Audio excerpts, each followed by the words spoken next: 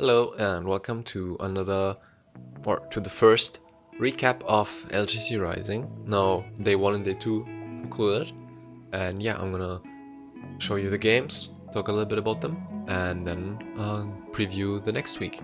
My hair is a mess, my camera's battery is run dry, so I have to do it with my webcam, so yeah, I'm sorry for that, but yeah, it's okay, you're gonna live.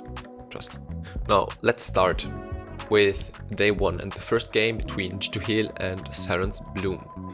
G2 drafted a somewhat traditional poke comp with the Maokai in the jungle and double poke from Hui and Varus, while Saren's went for a more teamfight heavy comp with a strong top side with Jax and Sejuani.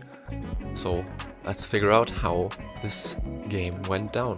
Now the game started off slow with the first point of action happening on mid lane where Lily tried to gank Grim but did not get the gank off, and then they traded grubbies for the first Drake. Around the 10th minute we see the first blood going over to G2 where Shinna tries to punish the over pushing OP and succeed in it. Trade back, ouais, il y a le flash in et directement pour aller coller contre le mur, et Shinna récupérera le premier kill de l'histoire des LGC Rising. For the second Drake, G2 is in complete control of the area with the Maokai and Varus way poke, just making it super hard for Sirens to cross, and they get the Drake and a kill on Issei. Cancel peut-être un petit peu le dragon, mais ce sera un exploit d'hostilité et deuxième Drake pour les G2. After Lily overstepping a bit in mid lane, they secure the feats of warfare and also the first herald for their side. Now, Sirens tried to fight back when G2 are over pushing for the tier 2 in bot lane, and Lily also manages to steal a Drake, which gives them a little bit of a lifeline, but it's not enough, and G2 just get the Nash and finish the game in 28 minutes. OP qui vient récupérer le kill, ce Jax est en train de faire de la magie, mais l'arrivée de Kaltis dans le fight va terminer les errances. Vicky s'en sortira, Pixel HP mais le flash-in de Zeniv pour aller la chercher. Lily elle aussi devrait tomber, même si elle récupérera en attendant le kill sur Zeniv. C'est un 3 pour 3, c'est parti dans tous les sens. Malo a réussi à s'en sortir, Kaltis récupère à la tour, attention, l'interruption, oh oui, et Lily récupère le kill. 4 pour 4 dans ce fight. C'est pas attention, Vicky a pris énormément de dégâts, va pouvoir flash out. Et Issei qui va contrôler un petit peu tout le monde. L'arrivée d'Opi dans la mêlée, est-ce que ça peut suffire? Kaltis est pris DPS, Kaltis pourrait terminer tout le monde. Et l'interruption récupérée sur Zeniv ne suffira pas, Opi tombera. Kaltis encore une fois pour transpercer les errances. Kaltis est peut-être, sûrement, la meilleure ADC d'Europe. Effectivement, la meilleure ADC d'Europe, la meilleure composition d'Europe, les G2L qui sont en train de terminer les errances Bloom, et elles vont aller sécuriser le premier Nexus des League of Legends GC Rising, mes amis. G2L remporte cette partie. So what are the main takeaways from the game? Now, G2 Heal still looks like the by far best team in the scene. Their macro is methodical and their individual play is just better. What am I supposed to say? They're just better. And for the side of Saren's, especially Lily and Issei had some oversteps which made the game a lot harder, where they just got caught off on spots where they shouldn't get caught off. And yeah, it was a lot harder for Saren's to play the game due to that.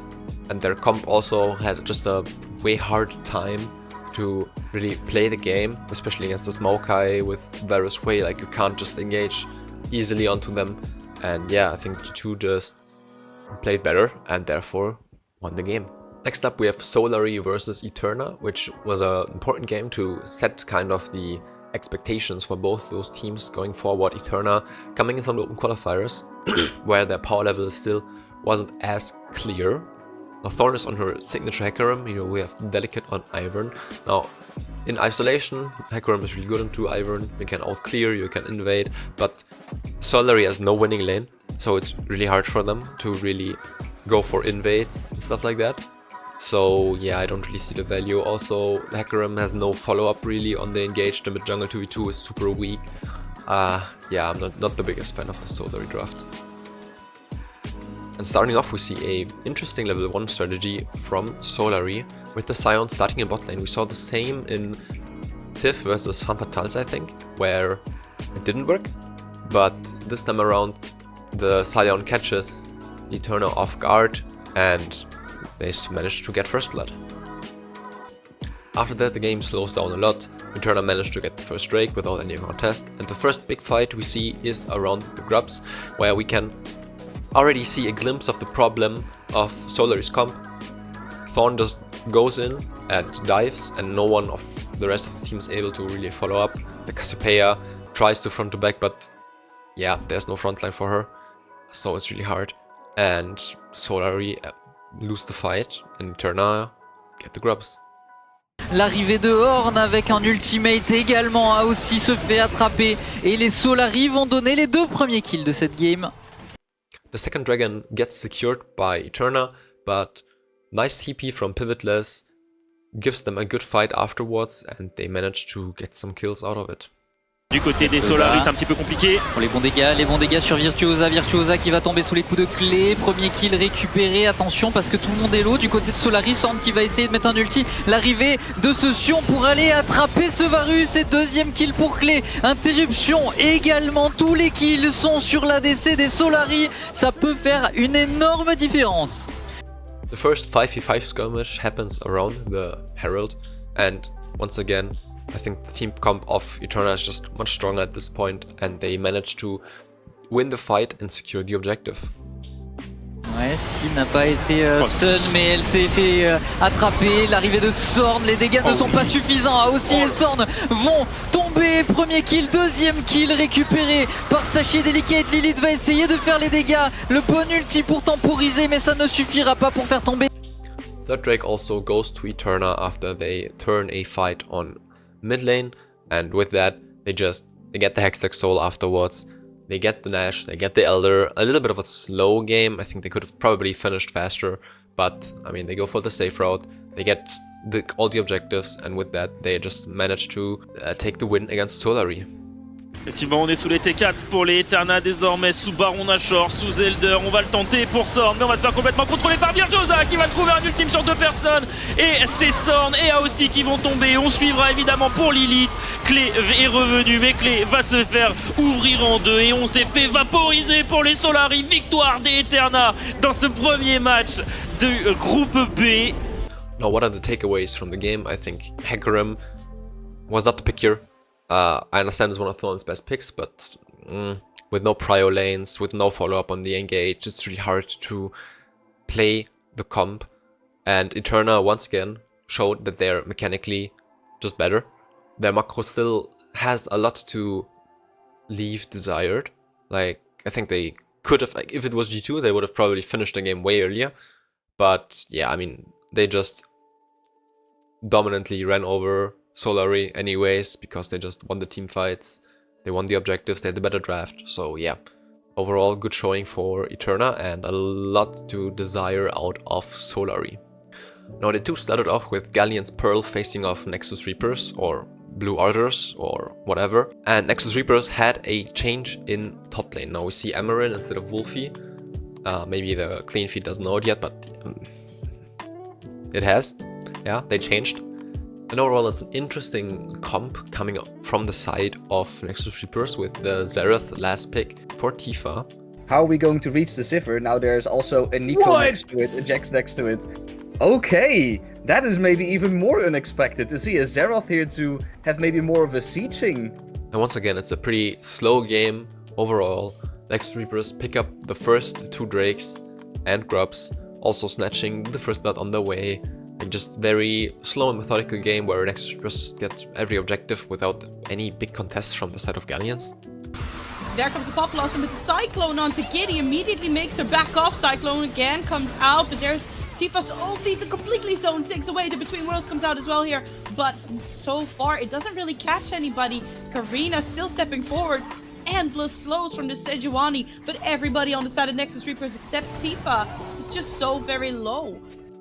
Amarin and Giddy also are able to secure the Fields of Warfare for their side with a crazy TP play from Amarin, going straight from top lane to bot lane, punishing the over-pushing Ziggs, also managing to get the turret, getting ganked themselves, but still somehow turning it. Like, this was the most crazy sequence I've seen. But yeah, it worked out, and they got the feeds, they got the turret, they got the kills. Like, just overall, this Nexus Reaper's running away with the game. But Emerin, absolutely unstoppable. The Grandmaster of Arms being popped here. We don't have the hunt available, but she doesn't need it. Picks up a kill to boost and just gets out of there. And even though Galleons managed to win some team fights, they are not really able to secure almost any objectives. They get the Rift Herald, but other than that, all the Drakes go over to the side of Nexus Reapers. Wheels is still quite low already. Cyclone goes in. Good damage here on top of Karina. The Pop Blossom comes out. I'm sorry, the in-between worlds, there's the Pop Blossom. But as you said it, the Nico just gets completely deleted. Ivan falls as well, though. Wayosna with the dominance still standing. And it will be more kills this time, going over to Galleon Pearls. With the Soul Drake spawning for Nexus Reapers, we see a big fight emerging around the dragon. And even though Karina, Dun and Emerin basically 3v5 Galleons, How still manages to steal the Drake and denying Soul for another 5 minutes. Still, Dunna gets knocked up, has to try to get out of there, but she just can't do it. But Emerin finds the stun here, but Yosna with the dominance will fall here because Tifa still pumping out all the damage here from such a safe distance. But if that's going to be a miraculous one? She's going for it. Karina's so low, and she will manage, but How will fall in the end. But after a nice teamfight in mid lane, Nexus Reapers manages to secure the Soul, get the Nash, and then just finish the game through bot lane. Fight because Wayosna with the dominance looking to just contest this. Everybody falling already quite low. Karina is alone in the pit here. The Baron is falling lower. She needs to retreat. Still has the Blast Cone available though. Now we see, okay, the jump from Emerin on top. And Emerin will just be blown to pieces. It will be the Baron going over to Nexus Reapers. But at what cost is Dunna will fall now as well. Oh my god. I mean, Wayosna just trying her best here. Everybody falling very low. Emerin will go down in the end. Cosmic has to force the flash here, looking for another kill. She will get giddy. Will it be enough? No, I don't think it will be. Now, what are the takeaways from this game? Galleons still look like they are thinking they're in EDC, where the games are going till fucking midnight, and they can just pray for the enemy team to fall asleep while they're doing nothing. But this does not work. So yeah, they are very reactive, not really playing for objectives. Like, their team fighting is good, they won some team fights, but their objective play is kind of meh. Yeah, they just got kind of bodied by Nexus Reapers. Now, NR had some awkward team fights where Giddy could not really connect to the rest of the team. In the end, it didn't really matter because Karina was just completely unkillable on the Sejuani, and Tifa on the Xerath was able to blast away opponents from the other side of the screen. So yeah, it did not really matter. But now let's get into the last game of this week, which was SK Rosa vs Vitality Rising Bees. Probably the most interesting game of this week. We saw a revamped SK Rosa roster with Trez now in the jungle replacing Empress. And Vitality Rising Bees form was kinda uncertain. Like, they won the Lafayette tournament, so, or the upper bracket final at least. So they definitely coming off hot from a win. But after losing in the semi-final to Solari with a substitute top laner, it was really uncertain how their form would look. And yeah, so this was kind of a good benchmark for the strength of both teams. Now, SK's comp is very similar to the comp of G2. The only real difference is that instead of Maokai, you have Trundle, which, I mean, it basically has the same purpose.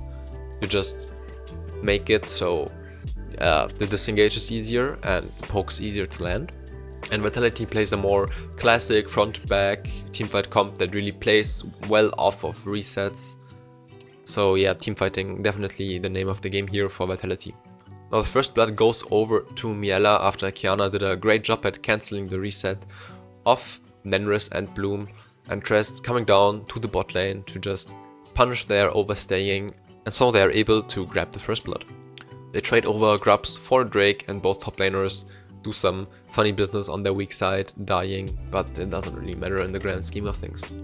The second Drake goes over to SK without much of a fight of Vitality. They just can't really enter the space that SK inhabits. And we see the first big fight going down in the top side with the Herald, where Vitality managed to secure the objective, but SK get away with 4 kills. So overall, good play for SK, I'd say. Lysia still on the side though. This could be a great angle for the Ornor as it comes out. Wow. But it will be the first kill claimed by Vitality. They will lock in the feeds here as they do find a counter kill too, actually. On top of that, SK Avarosa still showing their teeth here. They're looking for the chase. Crownmac though gets the dash out, but now it's Nenris trying to fire her away as much as she can, but it will not matter. SK manages to secure their second dragon after some pretty questionable teamfight positioning from Vitality. And for the fourth Drake afterwards, there's not much happening in between the Drakes, I'm sorry. SK managed to grab it with a 1 HP secure by Nenris, but afterwards lose the fight, and SK managed to get Atakan and 2 kills in exchange. Crash line will be dodged. Okay, but now it will be Vitality Rising Beast running for the hills, and immediately SK Avarosa with the redemption, they set their eyes onto the Atakan. Crownmac though, still there. Sha, look at Sha actually. Sha is just pushing tier 2 for free. They don't really care. They're going to start to rotate now that the wave is crashed under the tower. Or maybe I'm wrong. Crownmac looking for more here. Atakan falling extremely low, and Nemris just gets to put it for free, but Traps manages to lock it in. She will find the kill onto Nemris as well.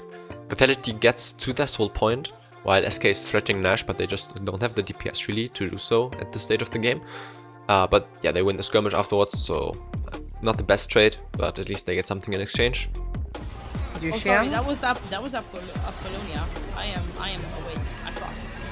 Good damage comes out, so much damage!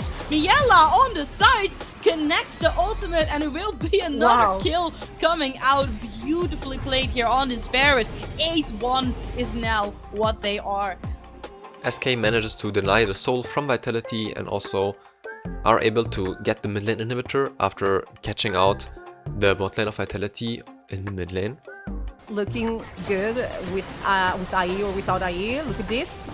Okay, Charm comes out. I mean, there's still an all-out available here. They're pulling the Ornn in to the enemy team, but there comes the Ornor to follow. The double knock-up, and it will be the end of Nenris, and that is absolutely disaster for Vitality Rising Beast as their bot lane gets obliterated.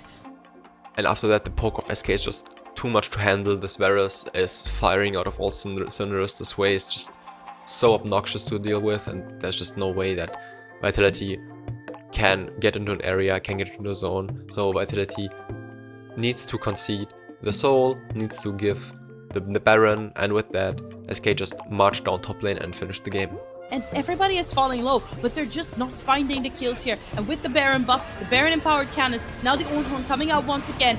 Miela just gets to do damage for free because the range is just there, and it will be the game, as it will be SK Avarosa finding their victory over Vitality Rising Beast.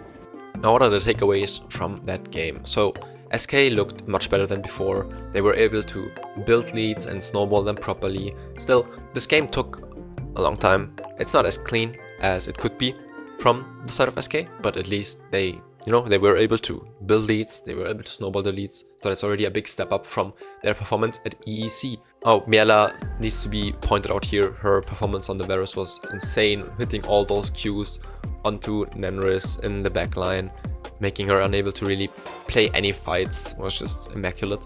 And Vitality looked super disconnected in most of the fights. Especially Crownmac and Bloom got caught off a lot without Nenris being able to really do anything. And I have to say, shout out to Izzy. I really hate this Jinx build. You just saw in the game, she did no damage to this Ornn. This Ornn was just standing there and taking 60 damage from Nenris. The Hurricane second, I really dislike it. You need Infinity Edge, you need your Last Whisper item, and without that you're just not dealing any damage. And without any damage you don't get the resets, so they can't really win fights. So yeah, I don't know, that was just a little bit of itemization draft, maybe a little bit of a draft diff as well coming in. Like, there were no real tools to threaten the Hwei and the Varus. So yeah, just overall very good game from SK and a little bit of a stinker from Vitality. Now let's get into the preview for the next week. We're starting at 1 PM as we did this week as well on Saturday. And first up we have Solari versus SK Avarosa and G2 Hill versus Galleon's Pearl. On Sunday, we see Saren's Bloom and Nexus Reapers face off, and Eterna versus Vitality Rising Bees. Now, what's interesting about next week is that all the 1-0 teams face off against the 0-1 teams. So basically, if you win this as a 1-0 team, you're already basically through to the playoffs. Like, I think there's actually statistically no way that you're not getting through with top 3 qualifying. For the 0-1 teams, if they lose, they are in a real tough spot to get out of the group. Now, SK Varosa versus Solari Academy is gonna give a way better benchmark for both teams to their level. Like, we saw SK already improving from EEC, and Solari struggling a bit after their finals appearance in the EEC, where they managed to take a game off of G2, which is nothing to scoff at. And I mean, G2 here, they're just gonna win anyways. Let's just skip over it. And Saren's versus Nexus Reapers, I expect Nexus Reapers to win. You really need to look out for this top lane matchup. Emerin vs OP is an absolute banger of a matchup, and we see both rookie top laners face off against each other. Like, this is gonna be insane. And for the last game, Eterna vs Vitality, I think Eterna go in as the favorites. Like, I mean, they do because they're 1-0 and Vitality is 0-1. But yeah, also just gameplay-wise, Eterna showed way more than Vitality did, and if Vitality can't fix their messy team fighting, it's gonna be really hard for them. Alright, that's it with the preview for next week and the recap of week 1. Thanks for watching. Don't forget to like and subscribe. See you next week for the recap of week 2. Tune in Saturday, Sunday, 1 PM. And yeah. Alright, see you. Bye bye.